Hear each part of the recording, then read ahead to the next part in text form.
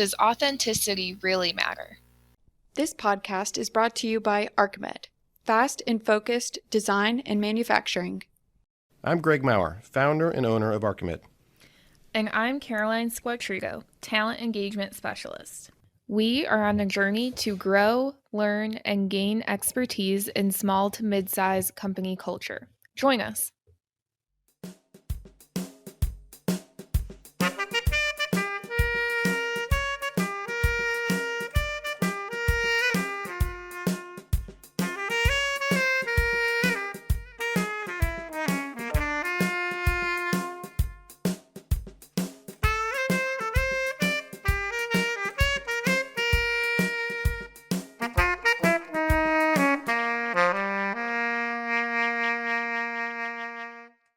All right, Caroline, what's the question of the day?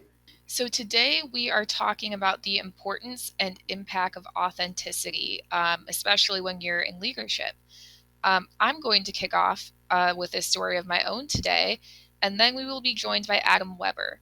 Adam is the author of his book, Lead Like a Human, and he's also co-founder and chief people officer of Emplify. So I think he knows what he's talking about here.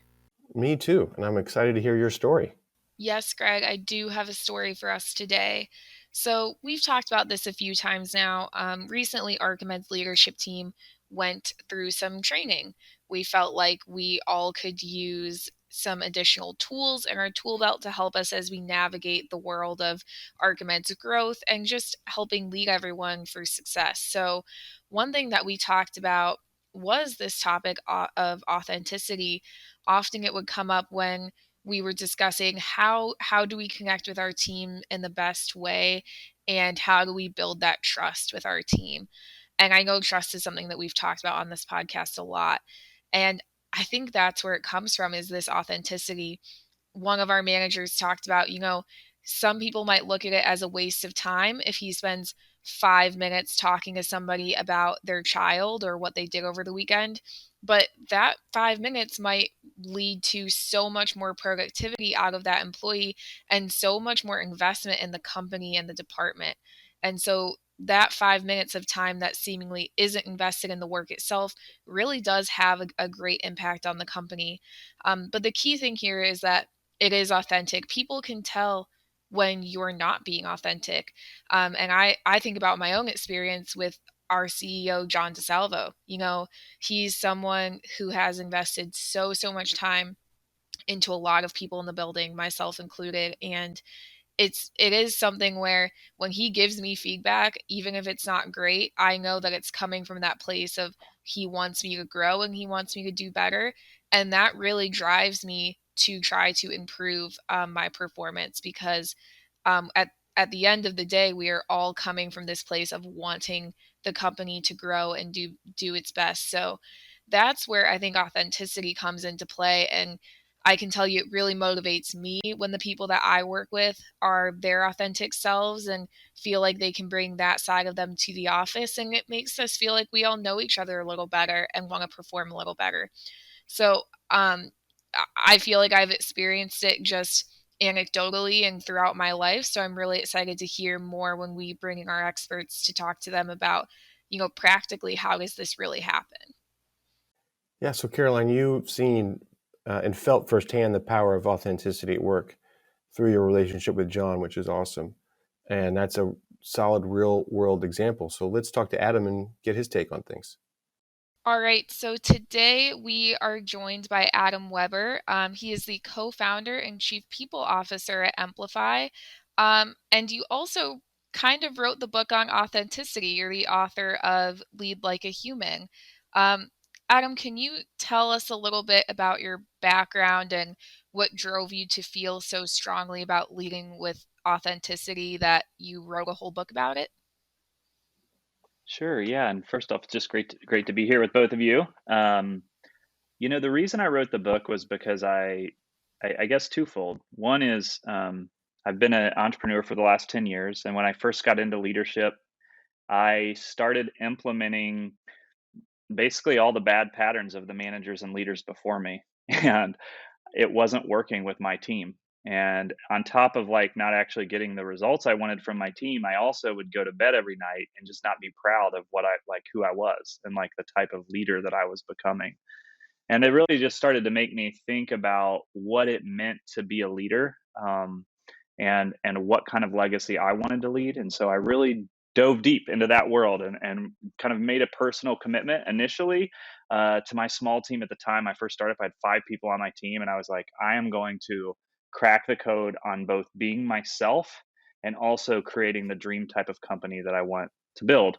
So that was part of it. And then along the way, I started this employee engagement company. And so I got to talk to thousands of leaders, and one of the things that just stood out to me was that the values of the modern workforce just changed really rapidly. Like 30 years ago, 20 years ago, people valued stability, compensation, and benefits. And so leadership and HR departments all aligned to those values. And then seemingly like overnight, millennials enter the workforce. Now they're moving up the ranks. They value the authenticity of leadership.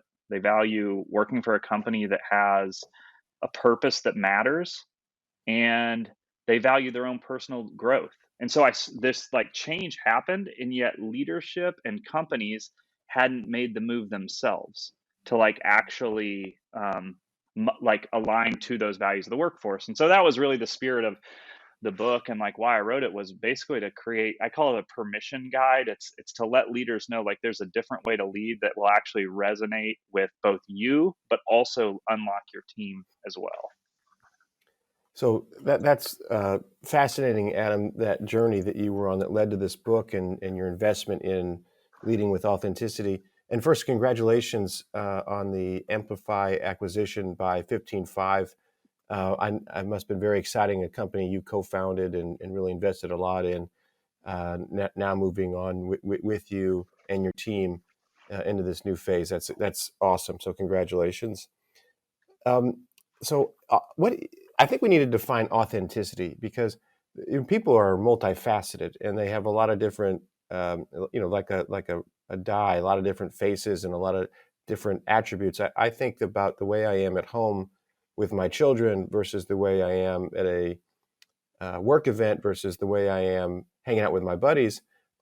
All those things are me. I'm authentic in each one of those scenarios, but they're very different. I bring a different facet of myself. So what is authenticity as you think about it? Yeah, Greg, that's a great question. The first thing, there's a Bob Dylan song that he actually came out with, I think, last year, called "I Contain Multitudes," and I think it speaks to kind of what you're sharing. It's like we are all many parts. We're not one thing, right? There are many components to who we are and what makes us who we are. And although I will say during the pandemic, a lot of those parts all got merged together. I was running during the acquisition, running the like closing calls with my 13-year-old sitting right beside me. And it was like these two worlds that had been like like totally separated for so long, kind of like merged together as this one piece. So um, maybe instead of like a tidy definition, because I do think it is a complicated topic, a few of the components of it that stand out to me with authenticity. um, it's really, to me, it's, are you leading as your true genuine self? And to do that, I think you have to be committed yourself to going on the journey, like going on the journey to get to know yourself. So like in my book, I call this, there's a chapter called centeredness. And the concept is basically, as a leader, to become the very best leader, you have to do the inner work, to get to know yourself, to have, and that includes things like, who are trusted people in your life who are willing to tell you the truth of who you are? Like, who's going to tell you the truth of how you're actually showing up in the world? And that one I think matters a lot as a leader, especially because we all as leaders exhibit a level of role power that basically is this bubble around us where we don't necessarily hear the truth. And so having people in your life who are willing to tell you the truth of who you are, I think it's putting disciplines in place in your life that are helping you grow and develop. Whether that's like your morning routine or meditation or whatever those different things are that help you stay centered and grounded. And so you are so it's that. And then I think there's this other component, which is sharing transparently like the truth about your organization. I think there's a part to authenticity, to me at least, when in leading, that goes, I trust the people who work for me. I'm not trying to create environments that are full of veneers or that are that I try to paint in like it's hard to define a word, by the way, without saying it. I keep wanting to say the word authentic, but like where you're actually sharing genuinely about how things are going. You're peeling back the curtain, I guess, to your decision making. I think that is one of the critical components, is that employees are really willing to follow leaders, not even necessarily that they agree with, but that they understand the thoughtful way that they make decisions. So you peel back the curtain and you say, here's how I was making this difficult decision, and here's all the inputs, and I heard you over here, and I heard you over on this side, and this is why I have to make this decision. But like by letting people in on who you are as a person, and I do think, Greg, to what you were saying, while of course who you are as a dad at a baseball game versus who you are leading your company meeting, they are different. But I don't know, I do think that they the goal maybe is not that they're the same person, but that they're not incongruent. And actually, one of the things, there's a part of the book that talks about this, like I call it like managers as monsters. It's like these people who are like world class volunteers, and they're speaking in their community, and they're amazing husbands or wives, and they're great mothers and fathers, and then they show up to work and they're just atrocious. Like who they present in that space is not in alignment. It's not on the same continuum of that same journey. And so while you have these different parts that show up in different places, it's how though can I still be the same person, like that's connected in all of those, and those threads are all connected. Yeah, I find that resonates a lot with me, but I want to give you a real world example. A number of years ago, I got some feedback from my daughter. She's 13 now, but she might have been 8 or 10, I can't remember. And she said I sounded like a grumpy old man on my cell phone voicemail, and that she'd like to record that so that I didn't sound so grumpy. So she recorded it, and I thought, oh, how cute, that was fun. And then I was getting ready to re-record my own voice, and she called me on it. She said, "What are you doing? I've recorded it. This is now your new voicemail." So I let it go, and it's there today. So if you called my cell phone, you'd hear my 8 or 10-year-old daughter and her high-pitched voice and her cute little snarkiness tell you to leave me a message. And so I've gotten some feedback from folks. I've gotten some feedback that that's great, that's cute, how wonderful, don't ever change it. And then, from folks, closer to me, right? The feedback loop you mentioned about really getting the true dirt. Some folks very close to me say that's a little unprofessional, and not the kind of first foot forward you want to put when someone's calling you on your cell phone, which is now really a business line in these days.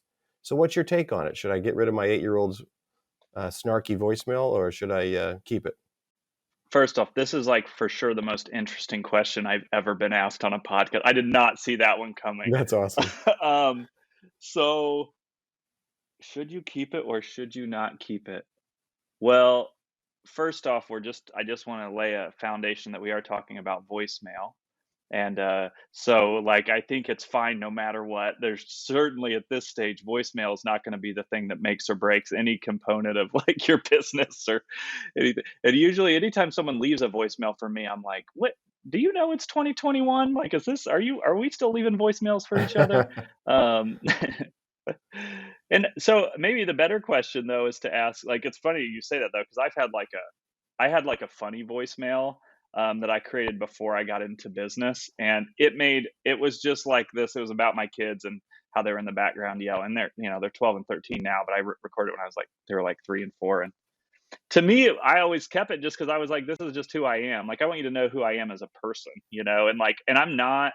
While in meetings, of course, there's serious components, but like that's not all of who I am. Like, I do like to have fun or be this connected person. So I don't have. I want to give you a strong answer, yes or no. Maybe the better question for you is, when does that season not represent who you are in this season? Like, has it run its course? Like, is it kind of served the time, and now you're kind of like, I want to do something new. I do feel pretty confident that you're in a place that your voicemail is not gonna make or break anything for you, though. All right, I'm taking that to the bank. It stays. We're keeping it, and I'm gonna call you right after this just so I can listen to it. Yeah, you may change your mind. Then you may give me new advice after hearing it. Yeah, I'm like, I can't believe I'm on the record saying this.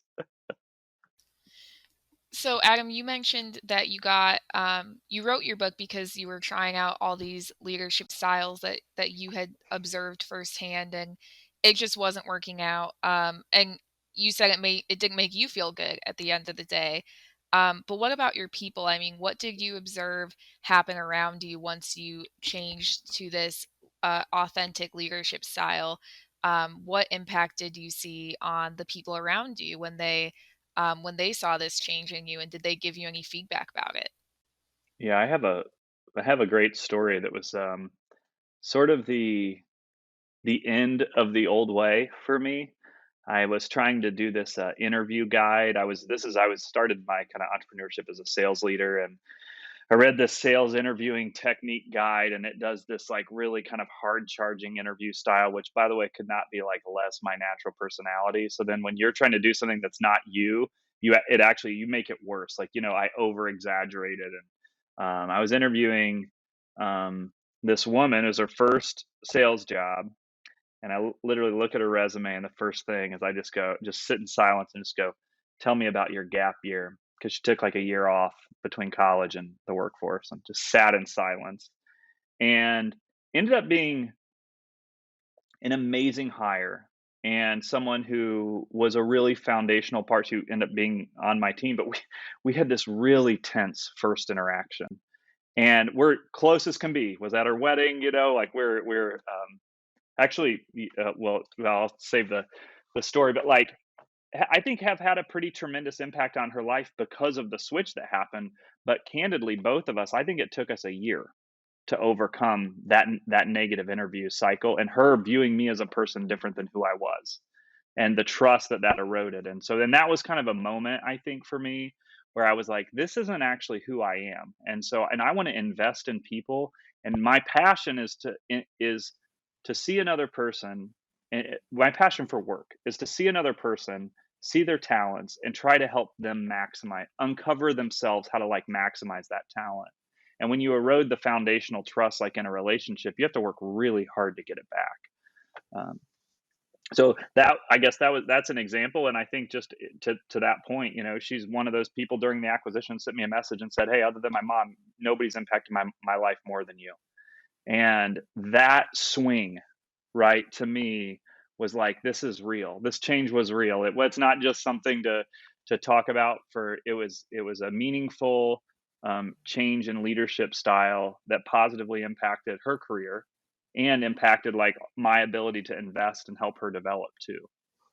Yeah, that must make you feel really, really good to have that kind of impact on somebody. I definitely saved that. I saved that text and sent it to my wife right away too. I was like, I was like, genuinely of all the things any human could ever say, like that's about as nice as That's from awesome. an employee that you'll ever get in your life, truly. So, Yeah. So there's a sort of a flip side to being authentic, bringing your true self to every interaction at work, and that's the idea of being purposeful in understanding the other person's needs. And I think about it from a communication perspective. You know, we sort of operate by the platinum rule. So instead of communicating with others the way you'd want to be communicated with, which is the golden rule, we communicate with others the way they wanted to be communicated with. So one of those things is that I'm not wired for small talk. I'm not wired for nonverbal feedback, but I know other people need that to warm up before they get into the meat of things and to see me respond to them with head nodding and things like that. I don't consider that to be authentically me, but I'm doing it to serve them. So I think there's a point where authenticity might conflict with, you know, me changing who I am a little bit to meet somebody where they are. Do you have thoughts on that? well, I like the way you're thinking about that. I do think this kind of goes back to that like many parts component too. You know, like authenticity. I guess what it doesn't mean to me is like you have to show up kind of untethered everywhere you go and unrestrained, and you're like this. I I think there's a calm, steady presence that is not um, not showing up in the workplace in a way that isn't who you are. But but then like with what you're saying, like there's a part of me that maybe your authentic thing isn't that you don't like small talk, but you as an authentic person, you go, what I do like is investing in other people and having opportunities to invest in them. And I like that, and I know the way to do that is to meet them where they are, and so like that is a part of who I am, is that I'm willing to meet people where they are, even if it stretches me outside of like who I am. Um, but I'm thinking out loud here too. I'm like, because I do. I mean, I think such a big, and I talk about this in the book. Like one of the biggest mistakes new managers and new leaders make is they try to lead people the way that they themselves want to be led. And the reality is, like, I think you're much closer with how you're talking about is that each individual is an individual. And as a leader, if I can get to that one person and understand what is motivating them, I can then I can then lead and come alongside them in a way that is like aligned to their world. And the I understand that kind of tension, but I also feel like there is some truth here that merges those two things together, Okay, despite so my inability to articulate it perfectly. no, I think I got it, Okay. and I'm a restater, so to make sure I'm getting it. So, you may alter the way you communicate or come across, but because you're being authentic in desiring to connect with somebody, and the tactics aren't authenticity; it's really the intent. It seems like. Yeah, I think you said it better than I did, so I'm just going to say, well done. Okay, thanks. I wonder if authenticity is contagious. We've talked a lot about the importance of walking the walk as a leader, and do you feel like once you started to open up and bring your true self to work and lead how you felt was authentic to yourself, did that kind of pass on to your team, and did you see that spiral? Did you have like a conversation with people about it and say like I'm changing and I'd encourage you to be authentic? How did you go about that? It was much slower than like a immediate change, I would say, because it was a lot of like actually learning. It was a combination of my own personal journey and actually learning good, solid management principles too, while trying to lead people at the same time, which is truly how most people learn to manage. It's not like we end up going to some course and then we immediately get a team of 8 and then we crack the code. I don't think that I think I love your question, Caroline, because it's not I don't believe that is exclusive to authenticity. I think that is just the nature of leadership. What you display becomes like it becomes the norm. And I think what that does tap into though is it taps into psychological safety. Like when you can create as a leader a psychologically safe environment where people feel free to be themselves, to talk about how they're truly doing, you have visibility into what is actually going on your team. When you create toxic environments or you lash out or you have inconsistent reactions, that's the type of environment you'll create. It's, one really similar parallel to how leaders create permission inside of organizations right now is like burnout right now is plaguing our workforce. There are people that are like deeply fatigued who have fundamentally changed because of the pandemic, probably all of us, and who maybe don't have that space and permission to know how to either work through that, how to take time off, how to talk about it. And in organizations where leadership is willing to talk about their own time off, share how they know they need to take time and process or take time and restore, it innately creates these environments where the employees go, oh, it's safe for me to do that too. And then the inverse is also true. If you see leaders working 80, 90, 100 hours a week and they're not willing to take time off, of course, the employees are not going to feel like that's an environment and say they're dealing with burnout themselves. They're not going to feel that same permission as well. So, Yeah, that's you hit on a couple topics that we've covered in previous episodes. One which is how to become more human at work and make the workplace more human. And then the other we covered burnout because we saw the expense of burnout. It's such an awful thing to have occur in your business environment. We wanted to stay ahead of it. So I think those are related to what we're talking about. I think if you want to be authentic, you need to create space for people to do that, and that's part of making the workplace more human. are there pitfalls along the journey to becoming more authentic? I mean, if somebody is 20 plus years in their career and they've always had the professional veneer, and now the workplace is saying, hey, let's be more authentic, bring more of who you are to work, and that might be challenging, that might be scary. You have some advice for folks who want to go on this journey? It it is scary for those folks. I have had countless conversations with CEOs of legacy businesses, a lot of times like in manufacturing or construction or a family-owned business, who maybe have been leading for, you know, it was their parents' business and they took over and they've been leading for 20 years. And all the things that used to work aren't working anymore.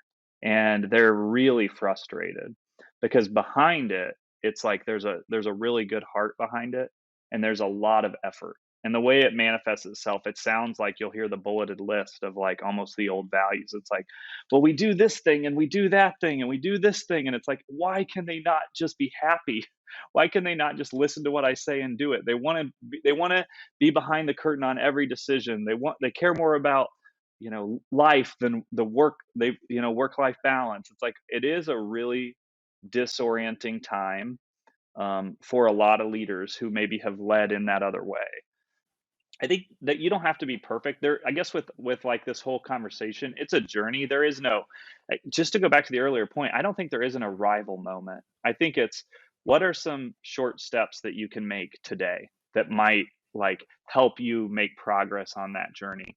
And so one of them, for example, might be, we've always been really closed with our finances as a company, and we're going to change that. Like we're going to start being more transparent with our finances. Or when I announce a company initiative, I'm going to peel back the curtain and talk people through it. Like small steps that go a long way. Or another, is one of the things I coached a leader on who was in a similar situation to what you were sharing, Greg, is we did like a 360 with him.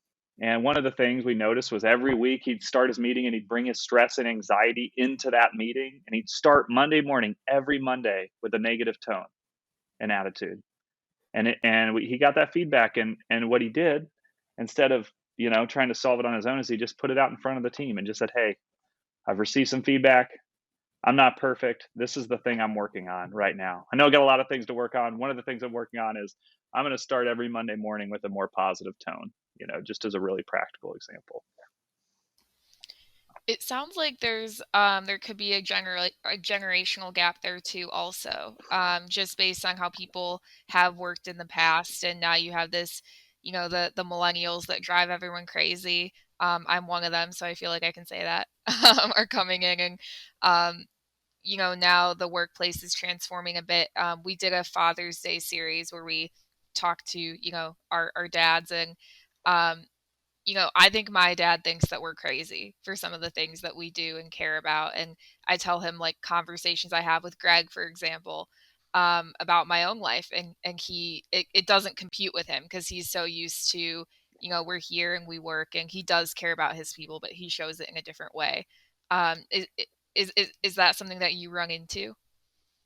I think for sure. I mean, I do think generations. I think millennials. It's not really a millennial thing specifically. I think millennials um, did begin the value shift of the workforce. It is now a part of every generation, but there are segments who still say like, "Well, I really actually care more about stability." Stability is a good one, especially for like in the scenario with your dad. And I'm not saying him specifically, but here's an example of how that plays out. It's like, I can't believe you talked to Greg about those type of things at work. It's like, well, because what it sometimes taps into is stability. Like you're not going to be able to have this job for a really long, sustained period of time. Whereas in our environment, I approach every employee like, as long as it's 2 years, great. Like we did it. Like my job's to invest in you as long as it's valuable for you and as long as it's valuable for me. And we all kind of know that at some point we're going to get to an end, whether that's a year, 6 years, whatever it may be. And I think that freedom sort of changes how dialogue feels a little bit, and I'm also just really committed also to the end part not being so negative. That we know that the average employee right now, the average millennial leaves their job every 1.8 years. And instead of making it seem like a failure when it happens, I think this new wave of leadership celebrates and honors the work, and celebrates the fact that when someone is launched in their career, that is what good leadership does. It launches people in their career. Now, sometimes that happens internally, and you keep launching and growing. And I don't even think, truly, I'm on a bit of a rant here, but I don't think with millennials it's so much even title path. It's just actual growth. Like, am I growing? And one of the things, that original team, when I had that like epiphany, I had a team of 5. They all stayed with me up until the acquisition. The first one left 4 months before the acquisition. It's 8.5 years. They were all basically 22 when they started with me, and it was less, I thought,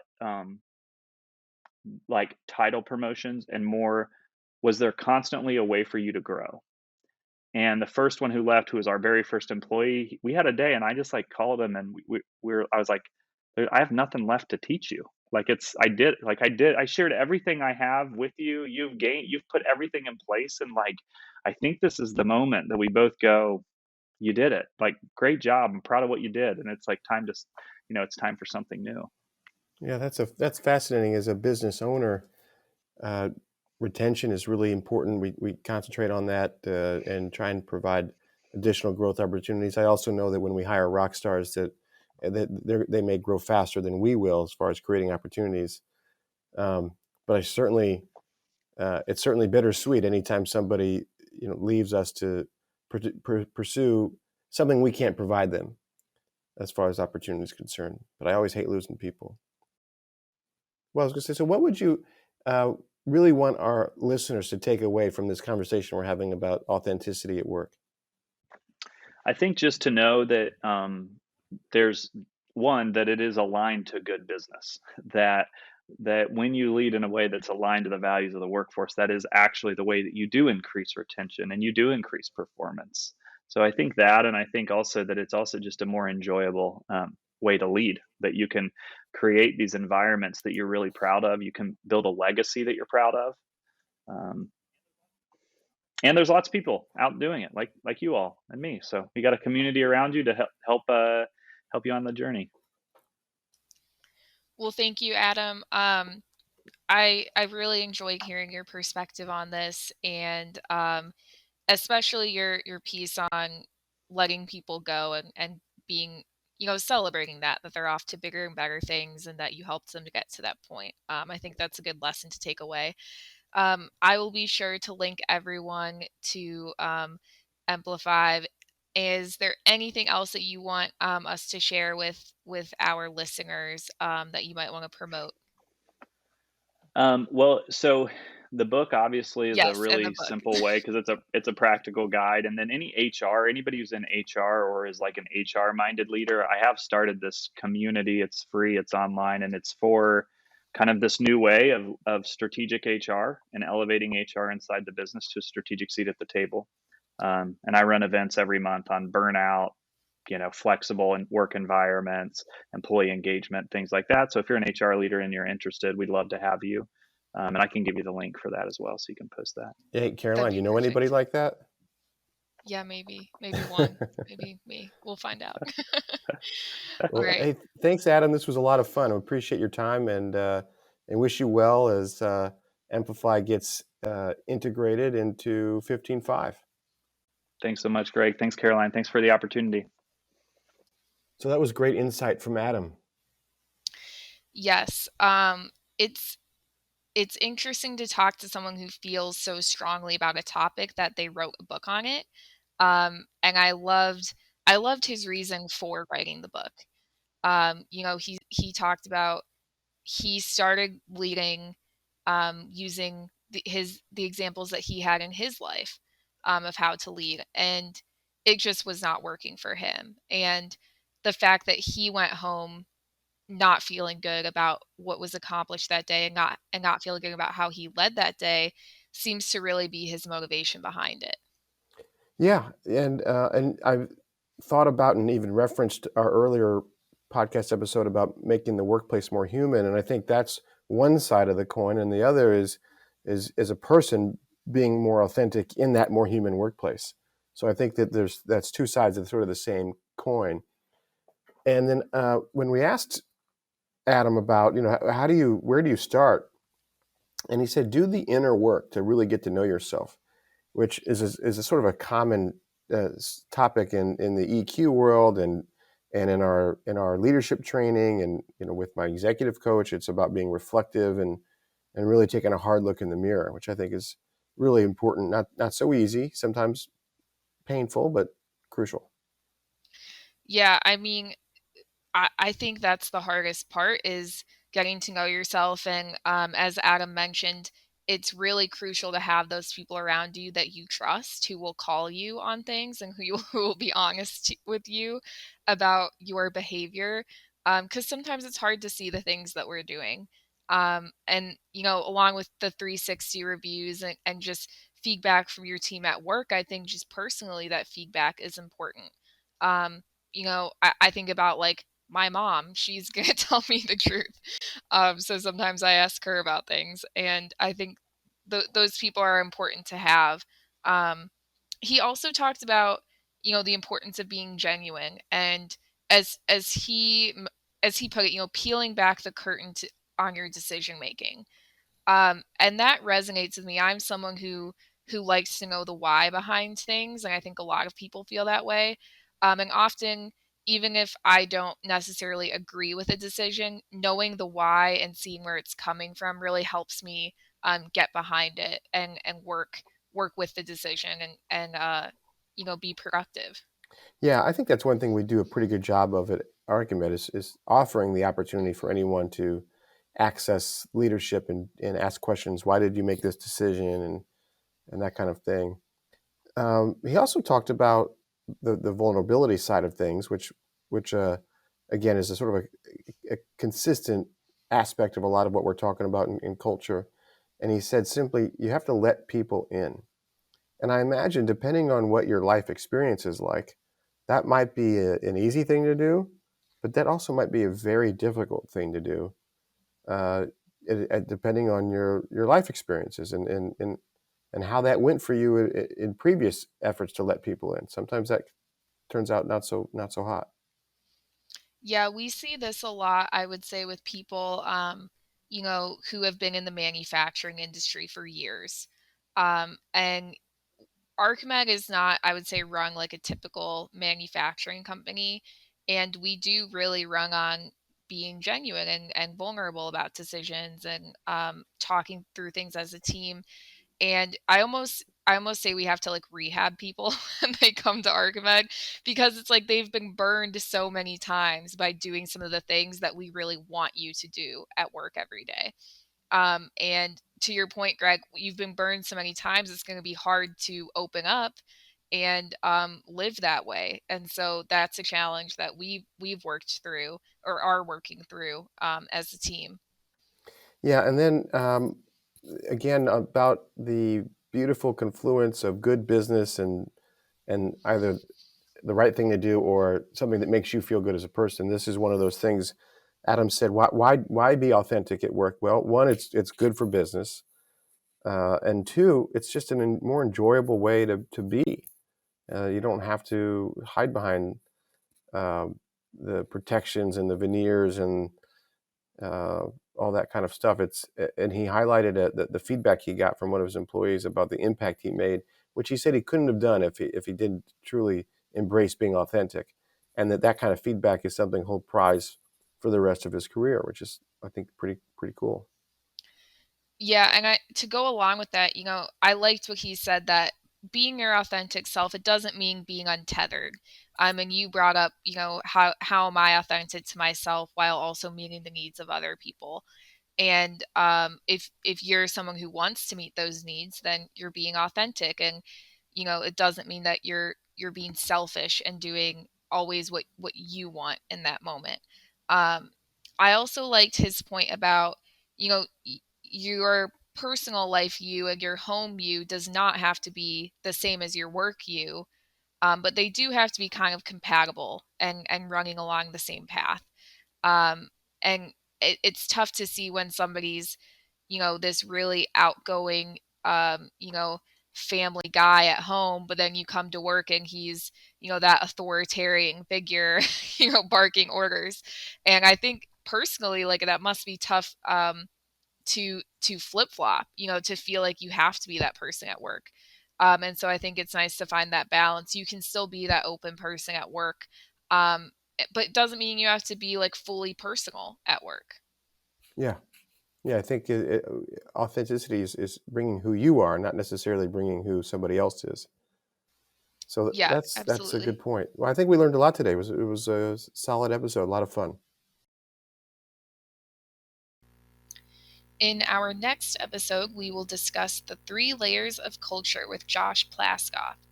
Josh is the Director of Organizational Effectiveness at Anthem and an adjunct professor at the IU Kelley School of Business.